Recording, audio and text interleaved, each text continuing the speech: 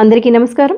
ప్రస్తుతం మనం భగవద్గీతలోని జ్ఞాన యోగం లేదా జ్ఞాన కర్మ సన్యాస యోగం అని పిలువబడే 4వ అధ్యాయాన్ని చెప్పుకుంటున్నాం. ఇదివరకటి వీడియోలలో 10వ శ్లోకం వరకు చెప్పుకున్నాం కదా.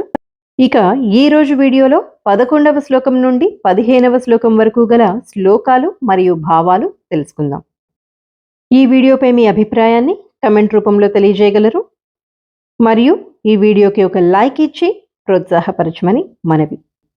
ఓం శ్రీకృష్ణ పరమాత్మనే నమః. హరే కృష్ణ కృష్ణ కృష్ణ హరే హరే. జై శ్రీకృష్ణ. 4వ అధ్యాయంలోని 11వ శ్లోకం మరియు భావం తెలుసుకుందాం.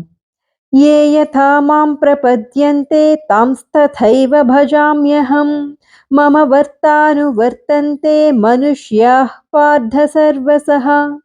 ये यथा मां प्रपद्यन्ते तांस्तथैव भजाम्यहं मम वर्तानुवर्तन्ते मनुष्याः पार्थ सर्वसः. ఈ శ్లోకానికి భావం, శ్రీకృష్ణ భగవానులు అర్జునుడితో ఈ విధంగా చెప్తున్నారు.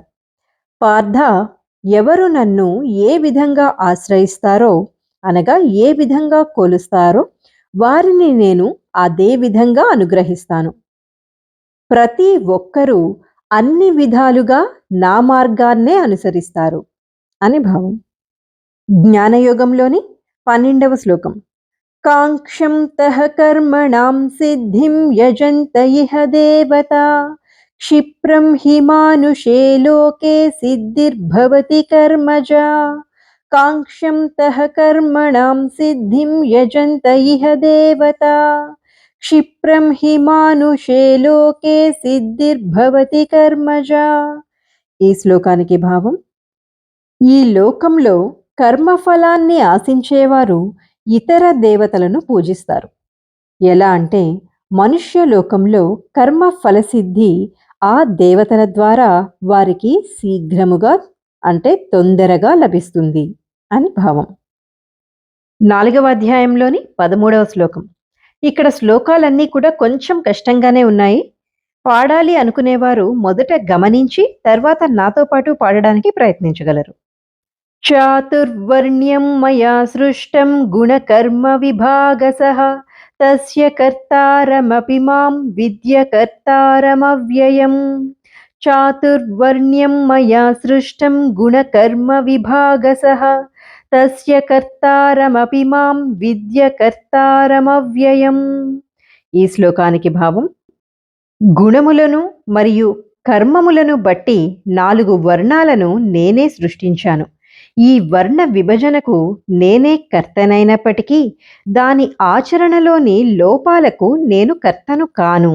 నేను శాశ్వతుడను, దేనితోనూ ప్రమేయం లేనివాడను.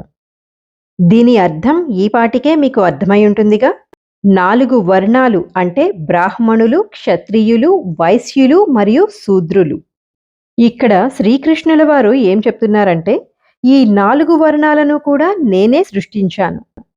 అంటే ఇక్కడ అధ్యయనము, అధ్యాపనము, తపస్సు, ఆధ్యాత్మికము, సాధనలు, దేవతారాధనము, వేదశాస్త్ర సంస్కృతుల పరిరక్షణ, వ్యాప్తి, మార్గదర్శకత్వము, యజ్ఞ యాగాది నిర్వహణ మొదలైనవన్నీ చేసేవారిని బ్రాహ్మణులు అని అనగా బ్రాహ్మణులుగాను, దేశ సంరక్షణ, ధర్మరక్షణ, సాధురక్షణ, పరిపాలన, ధైర్యము, శౌర్యము, సాహసము, దానశీలత, కళాపోషణ మొదలైనవన్నీ చేసేవారిని క్షత్రియులు అని, కృషి, గోరక్షణ, వాణిజ్యము, ఉత్పాదన, వితరణ మొదలైనవన్నీ చేసేవారిని వైశ్యులు అని, శారీరక కర్మలు, సకల పరిచర్య సేవలు చేసేవారిని శూద్రవర్ణముగాను విభజించడం జరిగింది. అంటే వారి వారి గుణాలకు, కర్మలకు తగ్గట్లుగా ఆ వర్ణాలకు పేర్లను ఇవ్వడం జరిగింది. అంతేగాని దాని ఆచరణలోని లోపాలకు నేను కర్తను కాను అని శ్రీకృష్ణ పరమాత్మ చెప్తున్నారు. ఇక్కడ శ్రీకృష్ణుల వారు చాలా స్పష్టంగా తెలియజేస్తున్నారు ఏంటంటే ఆయన వర్ణాలకు పేర్లను మాత్రమే ఇచ్చారని, వారి వారి గుణాలకు, కర్మలకు అనుగుణంగా వర్ణాలకు పేర్లను పెట్టారు అంతే. ఈ వర్ణ సాంకర్యాలను ఏర్పరచుకొని వివాదాలు, వివాదాస్పదమైనటువంటి గొడవలు పెట్టుకుంటున్నది కేవలం మానవులు మాత్రమే. దీనికి ఆయన కర్త కానే కాదు అని అందరూ తెలుసుకోవాలి. ఇప్పుడు 14వ శ్లోకం మరియు భావం తెలుసుకుందాం. నమాం కర్మాణి లింపంతి నమే కర్మఫలే స్పృహా ఇది మాం యోభిజానాతి కర్మభిర్న సబధ్యతే. నమాం కర్మాణి లింపంతి నమే కర్మఫలే స్పృహా ఇది మాం యోభిజానాతి కర్మభిర్న సబధ్యతే. ఈ శ్లోకానికి భావం: నన్ను ప్రభావితం చేసే కర్మ ఏదీ లేదు. నేను కర్మ ఫలాలను కోరను. నా గురించిన ఈ సత్యాన్ని అర్థం చేసుకున్నవాడు కూడా కర్మఫలంలో చిక్కు పడడు అని శ్రీకృష్ణుల వారు అర్జునుడితో చెప్తున్నారు. 4వ అధ్యాయంలోని 15వ శ్లోకం. ఏవం జ్ఞాత్వా కృతం కర్మ పూర్వైరపి ముముక్షుభిః కురు కర్మైవ తస్మాత్ త్వం పూర్వైః పూర్వతరం కృతం. ఏవం జ్ఞాత్వా కృతం కర్మ పూర్వైరపి ముముక్షుభిః కురు కర్మైవ తస్మాత్ త్వం పూర్వైః పూర్వతరం కృతం. ఈ శ్లోకానికి భావం: ప్రాచీనులైన పూర్వులందరూ ప్రతిఫలాపేక్ష లేకుండా నన్ను చేరి మోక్షం పొందాలనే ఆసక్తితో కర్మలు చేశారు. కనుక పురాతన కాలం నుండి వస్తున్న కర్మ విధానాన్ని నీవు కూడా అనుసరించు అని శ్రీకృష్ణ పరమాత్మ అర్జునుడితో చెప్పారు. ఇక ఈరోజు వీడియోలో 11 నుండి 15 వరకు గల శ్లోకాలు, వాటి భావాలు తెలుసుకున్నాం కదా. ఇప్పుడు కేవలం భావాలను మాత్రమే మరొక్కసారి చెప్పుకొని ఈ భాగాన్ని ముగిద్దాం.